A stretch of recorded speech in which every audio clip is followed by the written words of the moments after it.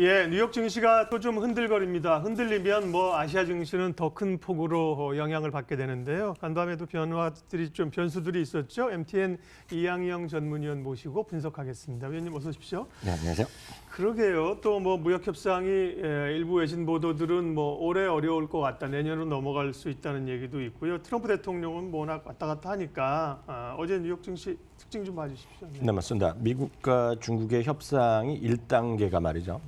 올해 안에 원래는 11월 중초였지 않습니까? 벌써 지나서 갔어야 되는데 칠레에서 했었어야 되는데 중순이었죠. 그 칠레가 이제 무산됐고요. 이제 12월 초에 나토 정상회담이 유럽에서 있는데 런던에서 있는데 그 언저리에서도 하려고 했는데 그것도 지금 완전히 안 되는 분위기고요. 그러다 보니 오늘 로이터 통신에서 그게 아니라 올해 안 될 수도 있다. 크리스마스까지 안 될 수도 있다. 뭐 이런 얘기까지 하는 거죠. 근데 이게 워낙 양쪽 정상이 사인하면 되기 때문에 합의하면 되기 때문에 언제 될지 모릅니다. 다만 미국에서는 진짜 다양한 시각이 있다는 거 다시 한번 말씀드리겠고요. 한쪽에서는 트럼프의 협상의 기술이라는 그 유명한 책이 있지 않습니까? 그거에 있고요.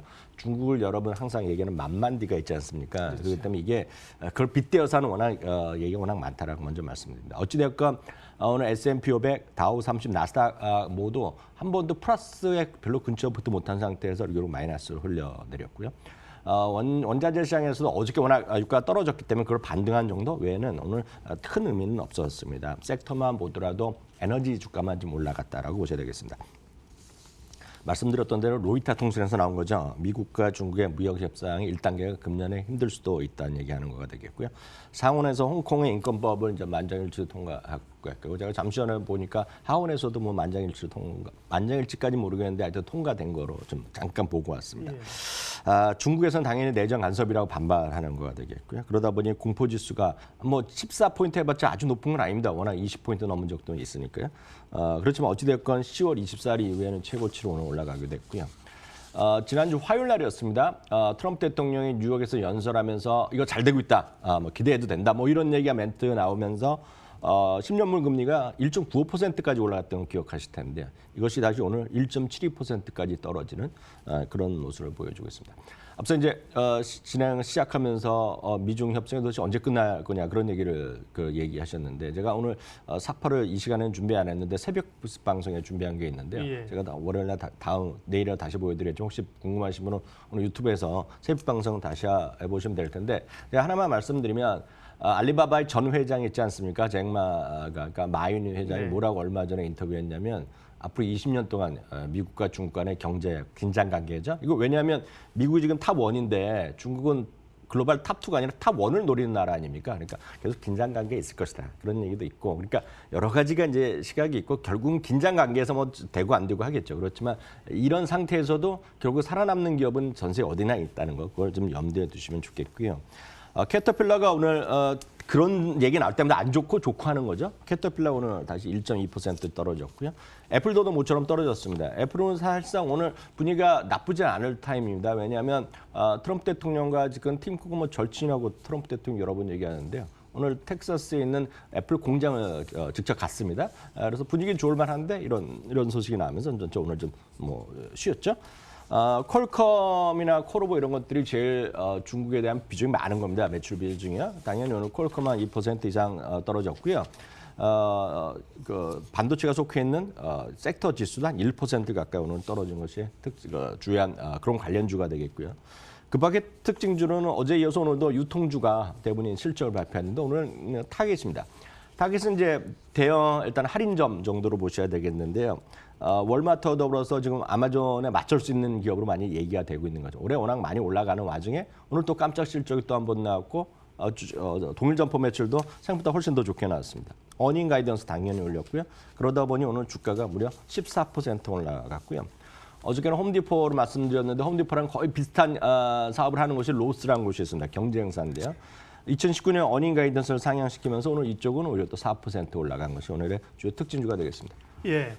앞서 잠깐 말씀하신 그 미국 의회에서의 홍콩 인권법은 상원에서는 말씀하신 것처럼 만장일치 통과했고요. 하원에서는 찬성이 411표, 반대가 1표였네요. 그러니까 뭐 거의 만장일치라고 가결이 돼서 트럼프 대통령의 이제 테이블 위로 간 상황들입니다.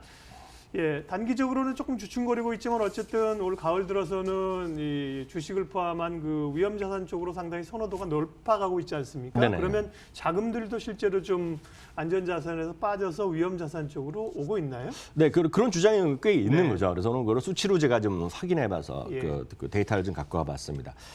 그 첫 번째 그림을 보여드리겠는데요. 뭐 주식이면 주식, 채권 이런 것들이 전반적으로 최근 올해 초부터 어떻게 움직였냐는 것인데요. 위에 올라간 것은 당연히 채권이나 MMF 시장이 되겠고 아래쪽에 계속 빠져나가는 거 빨간색인데요. 3주 전까지 계속 돈이 빠져나갔고요. 최근 3주 동안 돈이 들어왔습니다. 주식형으로요. 1,900억 달러가 계속 올해 들어서 마이너스 나고 있는 와중에서 2,200억 달러까지 갔다가 최근에 3주 동안 돈이 들어가고 있다. 그런 모습을 보여주는 건데요. 문제는 다시 들어온 돈이 올해 들어서 빠져나갔던 돈에 비해서 15%밖에 안 된다는 겁니다. 그러니까 빠져나간 건 많지만 아직 들어온 거는 적다. 그래서 일부에서는 이제 돈이 들어오는 것을 눈을 본다는 사람도 있고 이제 많이 들어올 거라고 기대하는 사람도 있고 이게 그렇다고 돈이 들어올 게 아니다. 라는 사람도 있기 때문에 돈이 꼬리표가 있는 게 아니지 않습니까? 그렇죠. 알 수가 없는 거죠. 다만 하나 더 의미 있는 것은 안전자산을 많이 간 거에 안전자산 하면 금이거든요. 물론 은은 약간 투기성이 있는 건 사실이지만 금의 시장이 훨씬 큰데요. 다음 그림 보여주시면 금을 보여드리겠는데 은을 보여드리겠는데요. 이것이 괜히 돈이 들어오다가요. 2014년 이후에 추세적으로는 보여드리겠는데요. 예. 최근 들어서 보면 2016년 바로 이 그림인데요. 2016년 이후 주간으로 보면 최대로 돈이 빠졌습니다. 지금요. 금에 관련된 펀드 자산에서요. 그것은 뭔가 금에서 빠져갖고 또 이 돈이 집을 사러 갔는지 아니면 사업을 사러 갔는지 아니면 빌딩을 사러 갔는지 우리가 알지 모르지만 분명히 돈이 빠졌다 이거죠. 그 안전자산에 돈이 빠졌다고 보셔야 되겠고요. 그럼 이게 돈이 왜 빠졌느냐? 아니, 주식을 샀다는 왜 샀냐는 것인데 이건 오늘 모건 스탠리의 자료를 갖고 제가 확인해 드리겠는데요. 주식으로의 자금 유입은 어찌됐건 실적에 대한 얘기죠. 앞서 사회자께서도 결국 주식의 실적의 변수라고 말씀하셔서 제가 확인해 주셨죠. 피터 린치 얘기를 해주셨는데 바로 이거를 보시면 되겠습니다. 이거는 2014년부터요. 분기별 전년 동기 대비 이익의 증감률입니다. 이익의 증감률인데요. 대부분 이제 2015년, 16년에 어닝 리세션이 있었거든요. 그러니까 마이너스가 좀 제법 있었고요. 그 이후에는 계속 플러스였었는데요. 올해 들어서 이제 계속 두 번이 한 1% 내외였고요. 지금 진행되는 지금 분기가 마이너스 2% 정도로 추정되고 있고요. 4분기는 이제 거의 제로 성장, 그리고 내년에 다시 플러스 나아간다는 거죠. 이건 이제 S&P나 레피니티브 기준으로 실적을 모건 스탠에서 집계한 그림이 되겠는데요.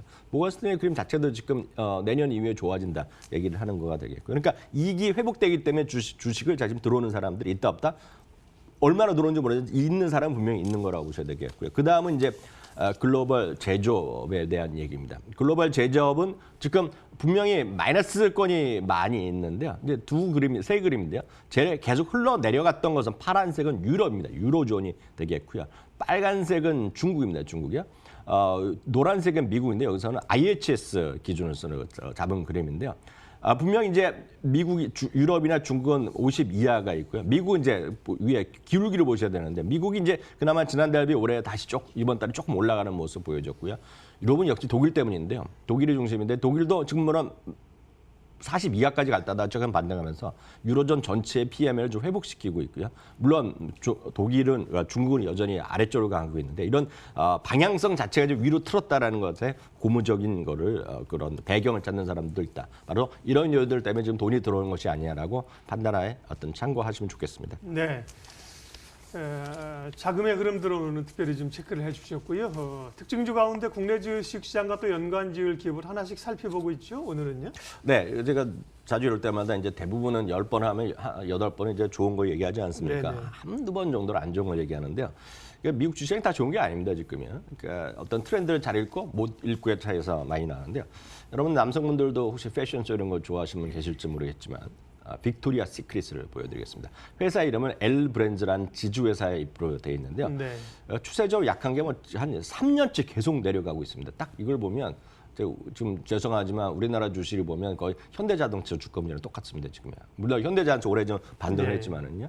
이게 지금 뭐 하는 회사입니까? 빅토리아 시크릿은요? 속옷, 여성 속옷, 네. 여성 속옷으로 시크릿 패션쇼로 해갖고 유명한 기업이고 여성 속옷, 여성분들도 다 아는 이 기업인데요. 이게 주가가 엄청 내려가고 있는데 이게 왜 그러냐면 전형적인 여성을 상품화했다는 비판을 많이 받고 있고요. 소위 젠더 갈등도 많이 있습니다. 그리고 여성 속옷인데 대부분이 남성이 이 사회를 구성하고 때문에 이런 얘기하고 있고요. 정말 쉽게 해서 엄청 몸매 좋은 여성들만 이제 모델을 세웠다 뭐 이런 건데 이제 그런 비판이 있는 거죠 지금요. 그러면서 실적도 계속 떨어지고 있는데 반면에 이제 상대적으로 보면 이거에 전형적인 반대되는 기업이 이제 룰루레몬입니다. 그러니까 여성의 건강함을 추구하면서 이제 올라가는 건데 뭐 나중에 다른 얘기가 되겠는데 문제는 우리나라 속옷도 전 다 마찬가지라고 보고 있습니다. 우리나라 속옷 관련 회사 몇 개 있지 않습니까? 저는 BIC 같은 거나 있고요, 쌍방울 그리고 몇 개 그런 거 있는데 제가 드리고 싶은 말씀은 다 마찬가지 그림입니다. 속옷 이런 것들 뭐 좋지만 지금 보면 딱 올해 올라갈 때 언제 올라갔는지 혹시 기억하실지 모르겠지만 저는 알거든요. 딱 이게 언제 한번 잠깐 올라갔냐면 유니클로 때 올라갔거든요. 예. 그런 건 전형적인 테마일 뿐이고요. 일단 늘 말씀드린 결국은 앞서도 얘기했지만 실적의 어떤 성장성이 없고 이런 것들 그리고 트렌드에 잘 맞지 않는 것들은 별로 주가는 재미없다 이렇게 말씀드립니다. 네, 오늘도 뉴욕엔 서울 MTN 이항영 전문위원과 함께 글로벌 증시 상황 체크했습니다. 고맙습니다.